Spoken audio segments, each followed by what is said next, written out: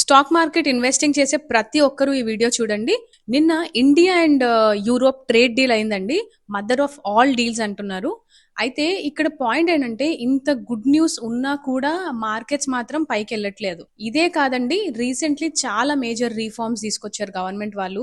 Like GST 2.2 కానీ, interest rate cut కానీ, ఇలాంటివి ఎన్ని రీఫార్మ్స్ తీసుకొచ్చినా మార్కెట్ ని మాత్రం పైకి తీసుకెళ్ళలేకపోతున్నాయండి. అండ్ గోల్డ్ చూస్తే నాన్ స్టాప్ గా పైకి వెళ్తూనే ఉంది.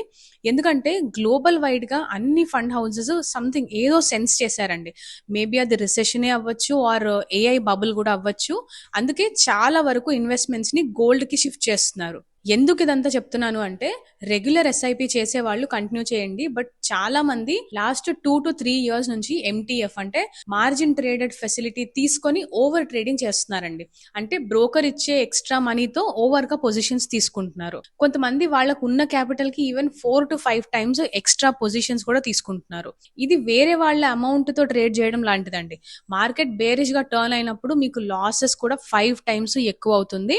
సో ఎంటీఎఫ్ యూస్ చేసి ట్రేడ్ చేయడం ఆపేసేయండి. మీ దగ్గర ఎంత ఉంటే అంతే ఇన్వెస్ట్ చేయండి. సో దాట్ ఈవెన్ మార్కెట్స్ కొన్ని రోజులు డౌన్ ఉన్నా కూడా మీకు ప్రెషర్ లేకుండా మీరు హోల్డ్ చేయొచ్చు.